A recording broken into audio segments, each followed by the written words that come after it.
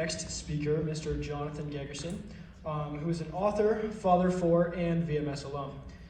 Gegerson has used the pillars of VMS to develop character, seek knowledge, and build community, and employed them in his own life, adopting them as his family motto. He remarks on his time at VMS, saying that getting involved with the community through volunteer work, cross-age mentoring, and theater was the time best spent at the school, and something that he has carried throughout the rest of his life. In 2019, he was diagnosed with a rare cancer, which he says provided an incredible perspective on life of what's important, developing an overcoming attitude, and the growth we achieve through suffering. Through the insights of one of his 2 published books, Perspective C, Gegerson prioritizes giving back to those dealing with long-term illnesses. Please welcome Mr. Jonathan Gegerson.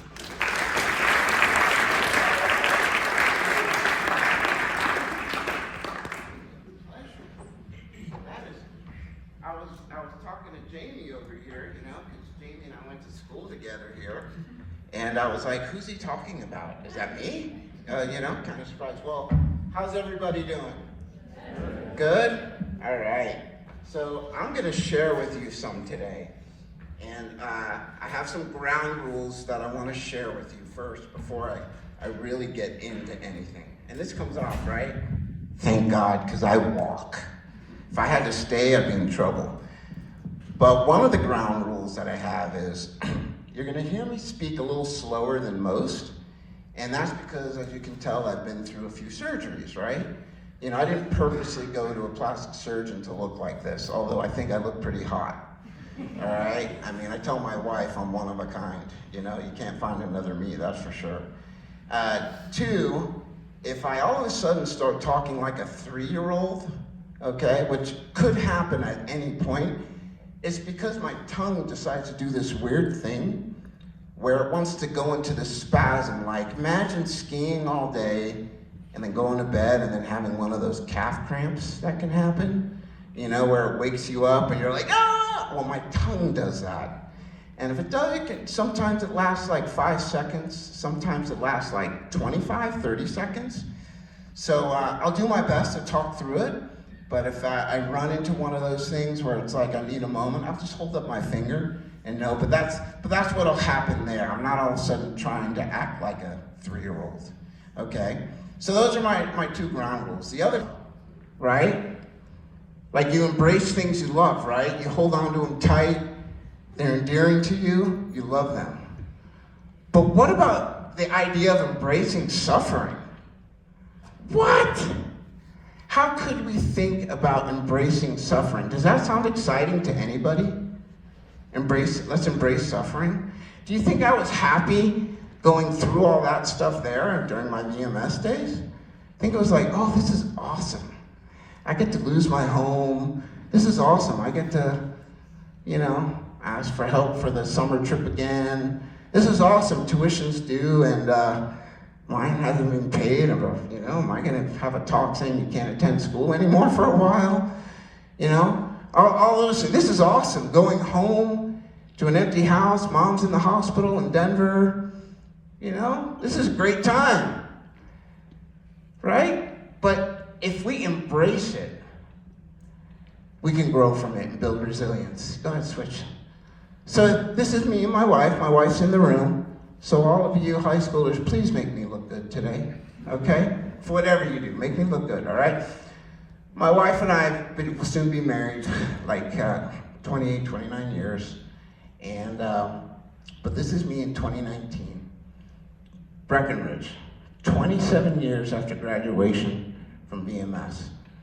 This is one of the hardest pictures for me to ever look at. You're looking at a guy right there that actually already has cancer and didn't know it. It was the last trip my wife and I took together for 2 or 3 days. Had a great time. I was feeling good, feeling awesome. Had no idea there was anything going on, right? Smiling. I was like, man, look at that.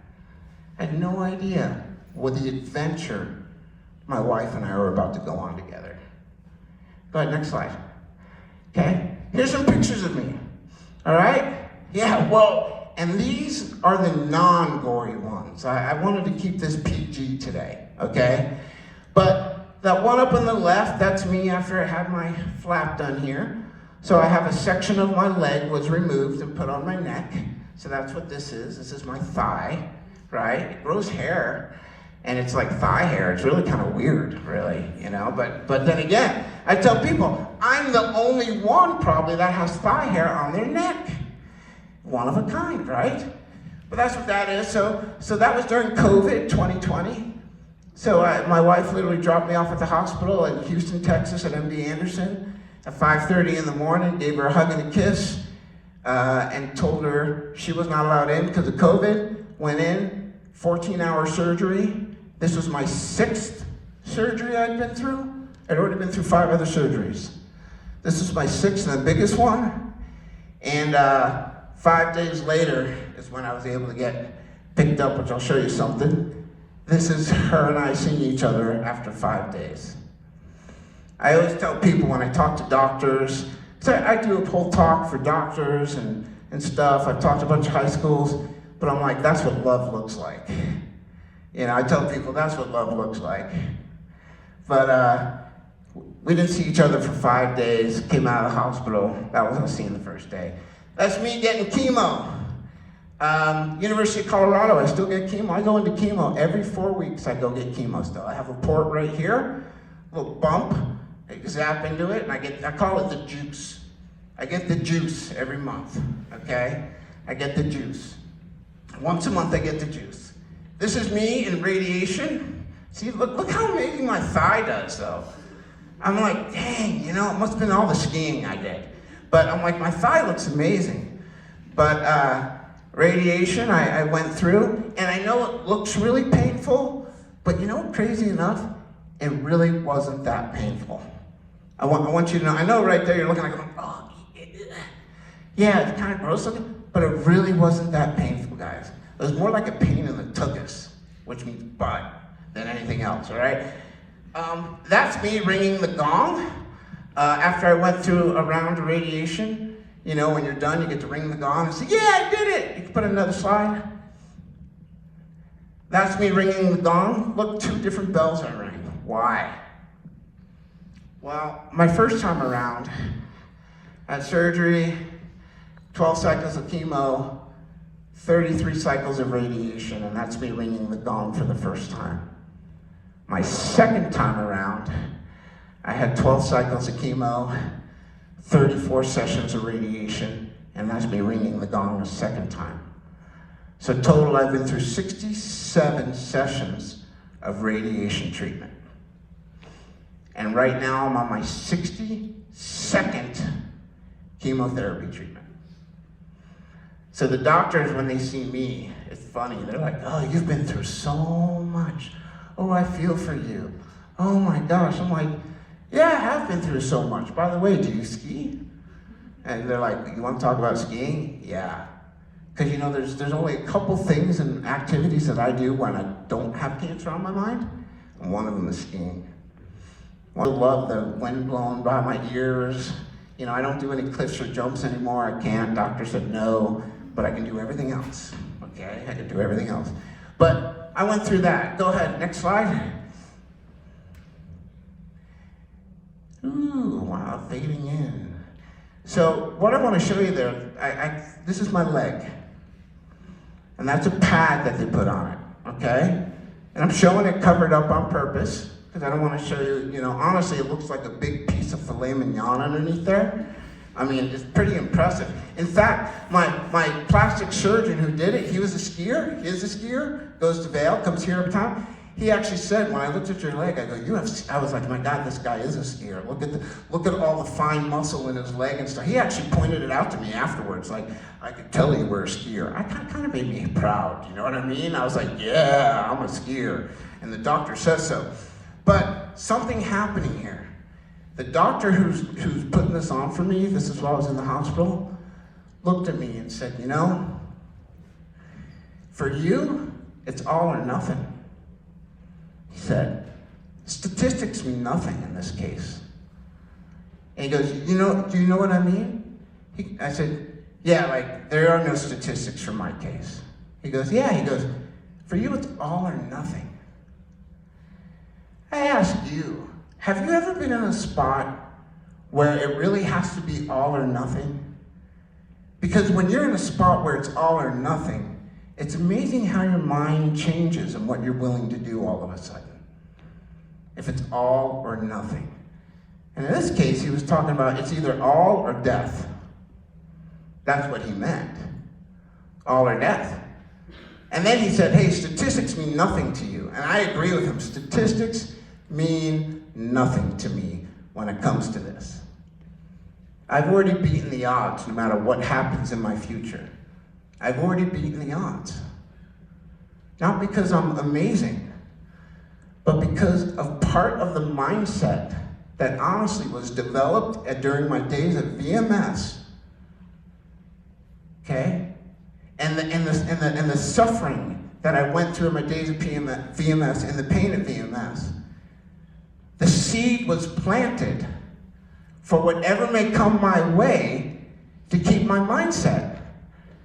Because as I went through this, there was a world of emotions, but I also told myself if I can do that, if I can get through what I did in Vail and during those times, I can get through this. And now I go, I got through this. Guess what I can get through now? Right? I'm like, oh, nothing. What used to be a problem to me is no longer problems.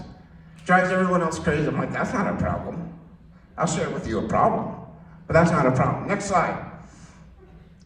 Again, next slide. Okay. Some discussion points to think about.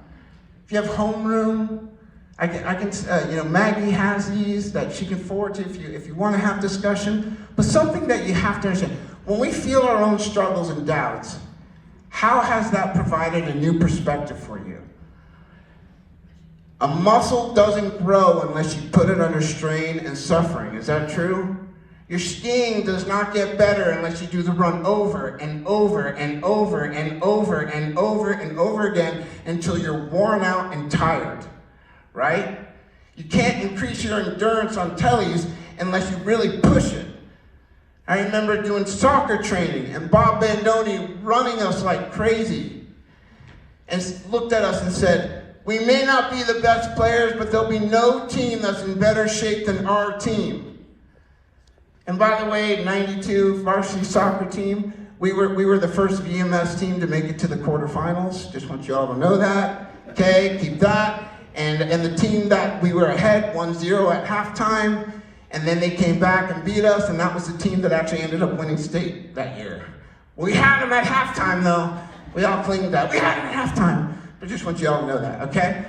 Are you open to receive a new perspective? Are you open, humbled? Are you in a position to be willing to listen? You have 2 ears and 1 mouth for a reason. You got to listen twice as much as you speak. And listen to others who are willing to give you wisdom. But are you open to it? Because if you're not open to it, you will not change. Are you set in your ways? You know, I personally think it is easy to get set in your ways living in Vail, Colorado. I do. Because this is golden land, right? To the rest of the world, you say Vail, they're like, Vail? Wow. I tell people I grew up in Vail, they're like, you grew up in Vail? Oh my gosh, that must have been amazing, phenomenal. I'm like, yeah, it was great. But they don't know any of the rest of the stuff I went through. They have no idea. I had problems. It was not easy. It was not easy at all. What do you know about yourself that needs a checkup from the neck up? Hey y'all, guess what? We all need a checkup from the neck up. It's okay. That's how you grow and become better. Checkup from the neck up. My buddy Eric and we give each other checkups from the neck ups a lot. Okay? All the time we do it. What bell? I rang 4 bells, 2 for chemo and 2 for radiation. I was away from my family and my kids for 4 months. I didn't see them because I was getting treatment in Houston, Texas. But I rang those bells and I went through it. So now I say, what bell do you need to ring? Meaning, where do you need to go? This is finished. I am finished with this. I am moving on. I'm not holding on to this any longer. Save the drama for someone else's mama. That's what I tell my kids that too. I got high schoolers, so save the drama for someone else's mama. But save the drama. Speak wisely about what you're feeling with someone who can help you. Don't hold it in. But just, understand, what bell do you need to ring to signal this is finished? Because when I rang that bell the last time, I said, this is done. I'm not going through chemo and radiation again. I'm not doing this again. But 3 months later, my cancer came back a third time. And this time the doctors looked at me and said, I don't know if there's anything else we can do. Maybe just a few more years, we don't know.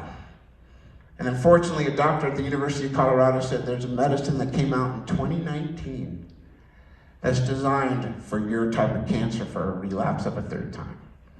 And we think it could help you. And the reason they think is because the cancer I was diagnosed with, out of 4 million people in the state of Colorado, 5 to 10 people get it every year. 5 to 10 people get it every year. That's the type of cancer. There are no statistics, there's no reports, there's no scientific evidence, there's nothing. It's all unknown. But guess what I've learned to do? Embrace the unknown. I found it to be good that it's unknown. Because if there's no statistics, no one can look at me and say, this is your lifespan. No one can look at me and go, I don't know. They all can look at me and go, well, we don't know. I go, I like we don't know, because I know. Go ahead, next slide. What bell do you need to ring?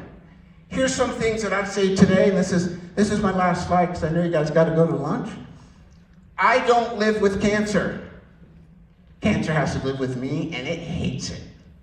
It hates it. It wakes up every day, and it goes, oh, not again. Got to deal with this guy? I believe in miracles. I speak health out loud every day. I make very healthy choices, really strict with my diet and all this stuff, all those good things, okay? Simple things. You hear people all the time on social media, oh, it's so beautiful, wake up and breathe. No, I really am thankful to wake up and breathe, okay? I don't take swallowing for granted. I lost my ability to swallow for 3 months. I couldn't chew and eat food. Could you imagine not being able to have Pazzo's pizza for 3 months? That's like brutal, okay? I used to sit down and eat an entire large cheese pizza and then we'd look at each other and say, we're still hungry, okay? Right, but I lost my ability to swallow. They were talking feeding tube. I had to just drink soups and stuff for 3 months. I don't take swallowing for granted. I don't take walking for granted. Oh my gosh, after my surgery, the first time they looked at me and said, okay, Jonathan, it's time to walk. I went, walk? I went and put my leg down, and the worst pain I've ever felt in my life radiated through my body. I broke out in sweats, cold, and I passed out on the bed. It was that painful. I was like, oh my gosh. They're like, we need you to walk. I said, can we do something else? They said, no. And after my 3rd day in the hospital, I was walking the whole hospital, and I was encouraging others as they were walking. Yeah, I got great stories that I can share with you that'll inspire you like no tomorrow and teach you what you're really capable of. What you are really capable of, you have no idea. No idea yet. I'm thankful to see the blue sky. I don't take talking for granted. I lost my ability to really speak for a while. Most of you, if you take your 3 fingers, can you put it in your mouth? Try right now. Come on, everybody. Can you do that? I get it. Can you do that? Yeah, I can't. I can't. There you go. I got hair. I can barely get 2 fingers in my mouth. Now, I was born with a big mouth. I used to be able to get 4. Especially being in theater and stuff, that with the pronunciation thing, it'd be like, get those 4 fingers. I can barely get 2 in there now. So I'm really thankful I can open my mouth, okay, and talk. My tongue, the whole right side of my tongue is weak. So chewing and swallowing, I have to eat and not talk. If I try to talk and eat at the same time, it's becomes a rain shower of food. It's not pretty at all, okay? Right? And I've learned to be thankful for the simple things we take for granted each day. You know, it's amazing when your ability gets taken for eating, swallowing, talking, walking, and those things just all of a sudden just get removed. You realize how important they are to you.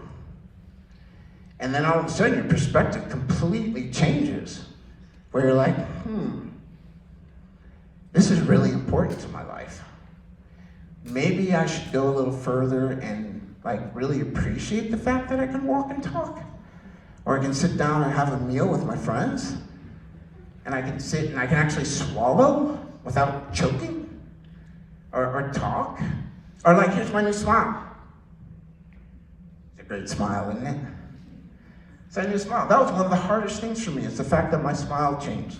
Because everyone used to always tell me, Jonathan, you have an amazing smile. You have an amazing smile.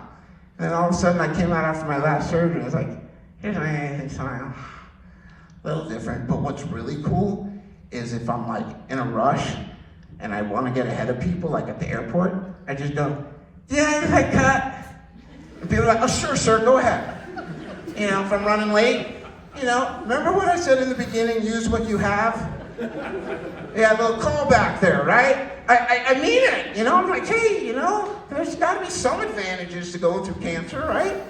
And all this stuff. But I want to encourage you, hey, things happen. Things change, all right?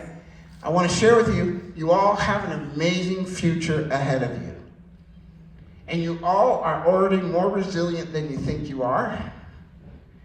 You are. And if this member of class of 92, who is completely humbled to have been able to attend Vail Mountain School, who had some amazing friends that, I'm tearing up a little bit, who had some amazing friends and faculty that I honestly can tell you, I don't think I'd be standing here today. And I've published 3 books.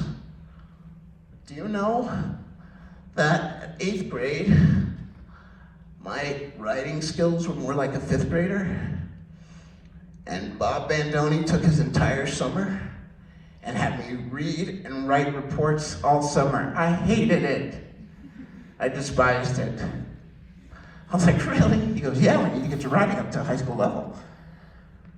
And we didn't have email back then. No texting.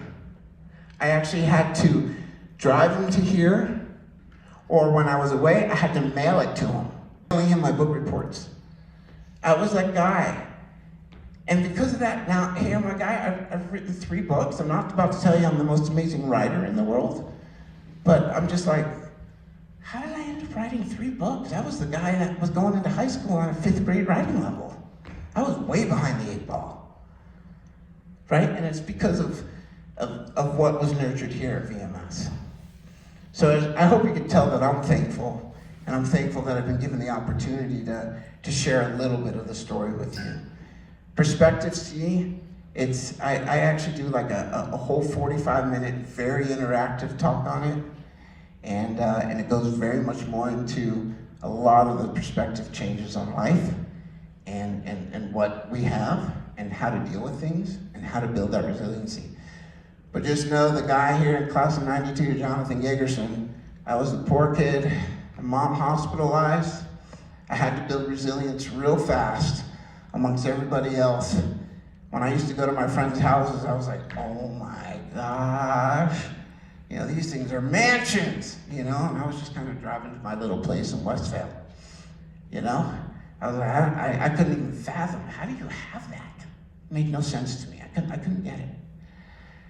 But if I want to share with you, if I can still stand here today, after 62 cycles of chemo, 7 surgeries, and 67 sessions of radiation, and I'm still smiling, I hope you know that the things you may be working through at home, or the things you may be working through with friends or academics, you got this.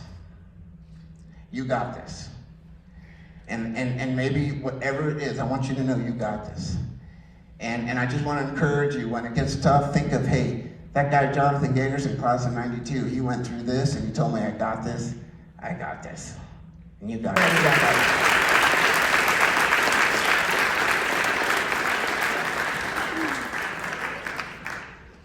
Upper schoolers, thank you for being